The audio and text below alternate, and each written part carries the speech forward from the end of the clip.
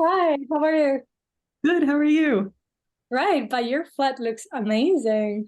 It's the one code. Yeah, we specifically set it up this way, so it's a I mess. love You did a great job. No, I love the color of the paint on the wall too. Thank you. Lovely. And amazing to have both of you here Yeah, yeah. to talk about this amazing documentary. So for the people who haven't seen it yet, who are the ones watching this video possibly, can you describe what Dicks That I Like is about? It's about a local artist here in Berlin, Daniela Torres, who she's a photographer and a sculptor. And this film is specifically about her work making Dick sculptures and leading Dick sculpting workshops, where she sort of works other people through the process of making Dick sculptures. And that leads to some interesting conversations with the participants. Definitely. And that's such a brilliant artist that you found. How did you stumble upon her?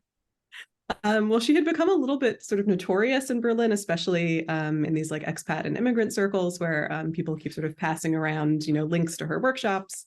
And yeah, so I heard about her a couple of times and immediately was just like, okay, this is something that I am interested in. This intersects a lot with just interests of mine. And so I got in touch with her, and very quickly we established a really nice rapport.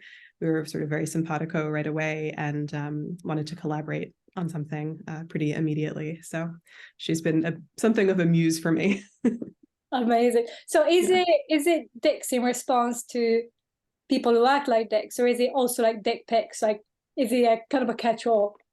I think yeah, people who act like dicks is definitely sort of the overall theme. Each of the individual sculptures that she does sort of has a story, some of which are positive actually as well. So sort of different men who have come into her life like may sort of like earn a sculpture, right? And that can be for any number of things. So in the film itself, we see her making this particular sculpture modeled on a series of unsolicited dick pics that she received. Um, but yeah, every piece that she's made has its own sort of individual story, which is very cool. And many of them are men behaving like dicks in the pejorative sense. So And I found that there are so many feelings to unpack in the film itself and in the workshop. Like I felt the anger, and I feel like how harrowing the experience was for so many women, but at the same time, I kept smiling and at how detailed some of the people were being with their dicks, and just like they were like so pretty in a way, and so cool. Um, yeah. so I wanted to ask you how did you play with this kind of ambiguity in between portraying this reclaiming of a positive experience and the actual trauma of being Mm. harassed by men? Yeah. Well, I definitely didn't want to make, like trauma porn, right? Which is one of the reasons why, other than her, very clearly modeling this one sculpture on these unsolicited dick pics, I didn't get too in the weeds with like exactly what had happened.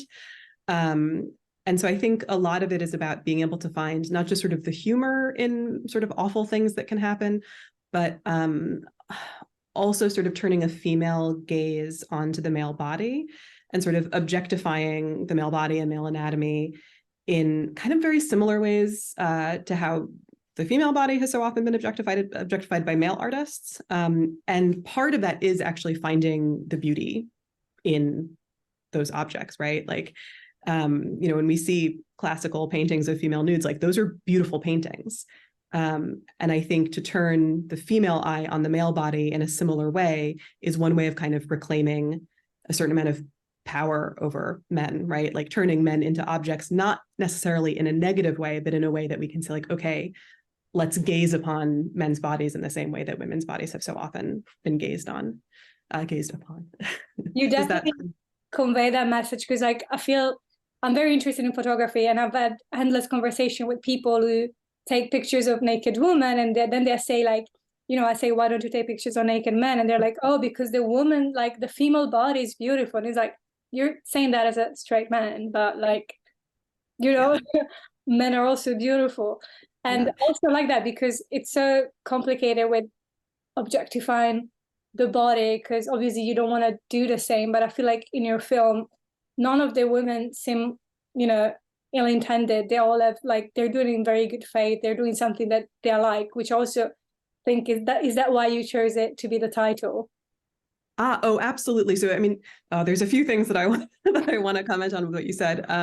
So first of all, just with the male body as sort of this object of beauty, like absolutely. And in terms of photography specifically, so Daniela, all of this started with her doing male nude photographs.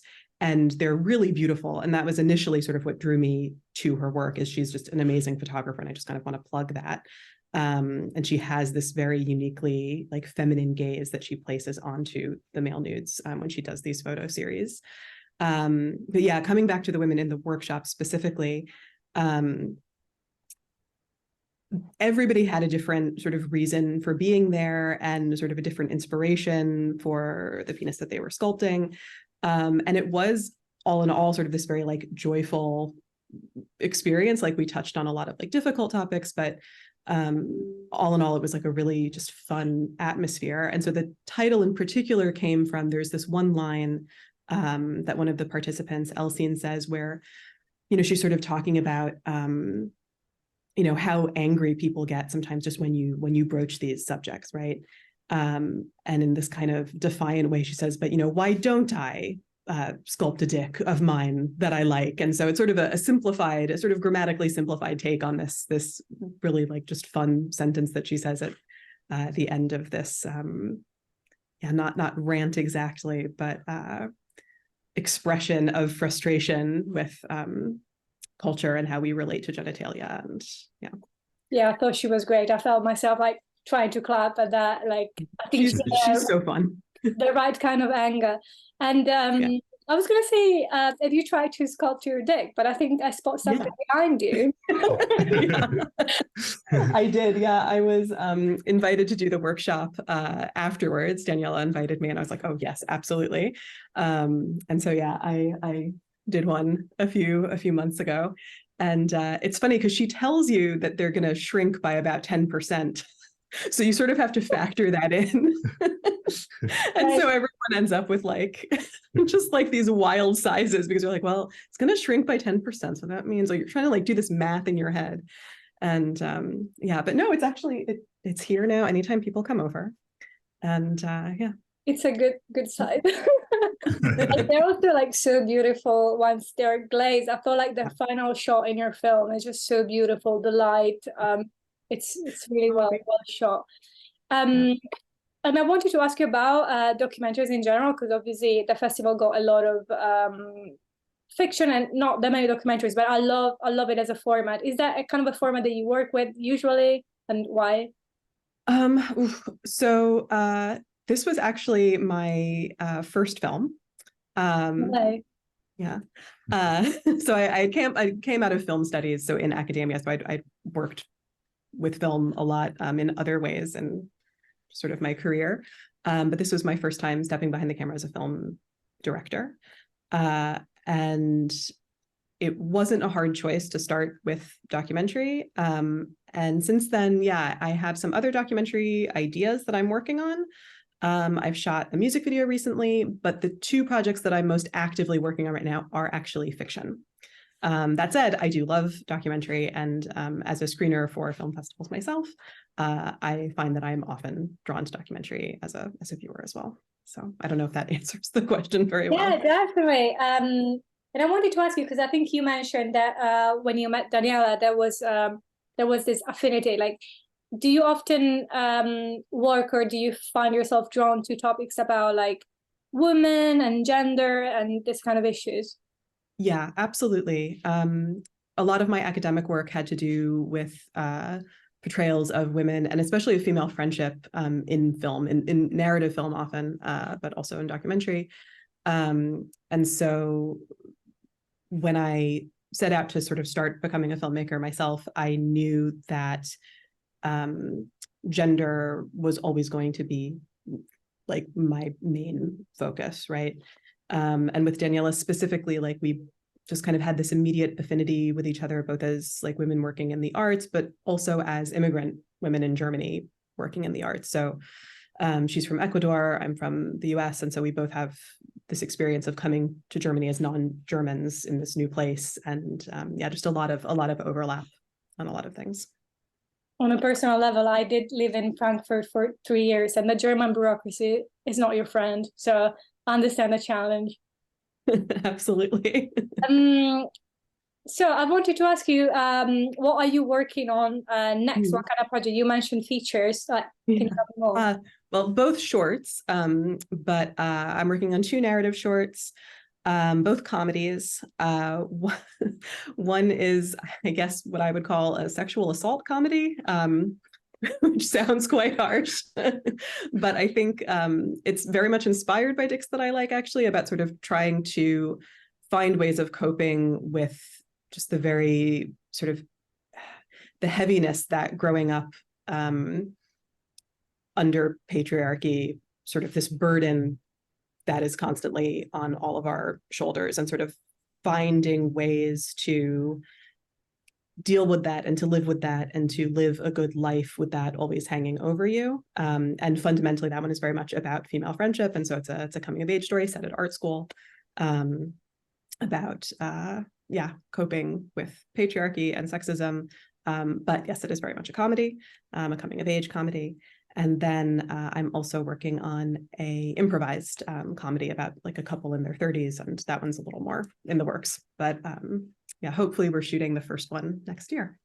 So. Oh, exciting. We hope to see it. Absolutely. Whenever you can. As a very last question, I wanted to ask you, you said that this was your first film, which is unbelievable to me because it's really so good. What was your big learning from it that you will be bringing to your next film? Because I know that sometimes like that something unexpected always happens, or like there's some challenges. Okay, this is going to sound a little trite maybe, but I think the biggest thing that I can learn, like the most important takeaway, was really just that I could do it. I don't mean to sound sort of like too, like inspirational or something with it, but, I came to filmmaking pretty late. And a lot of that was about internalized misogyny, which is so embarrassing to say, but it's really true. And my husband, Jonathan, who's also my DP, was already working in film when we met. And so I sort of jokingly say that I just needed like permission from a like white guy to tell me that I could make films. But that was sort of what it took. Like it sort of took somebody who was in the business to be able to sort of see something in me and really, push me and sort of say like, what are you talking about? Like, of course you can do this. And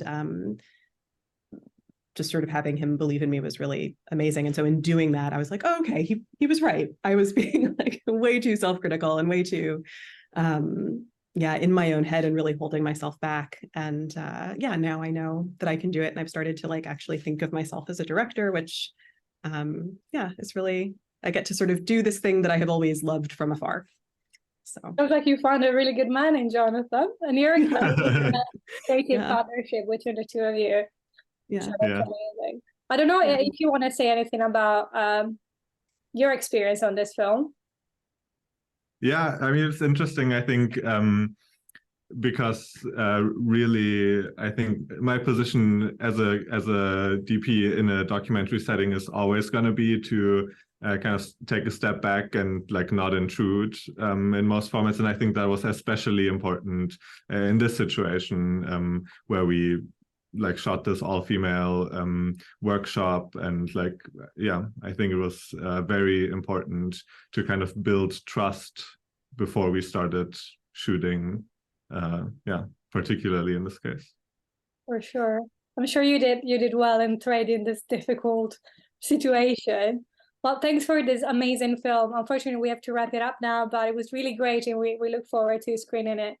Yeah, thank you so much for having us. It's such an honor. Thank you. All right. Bye. Bye.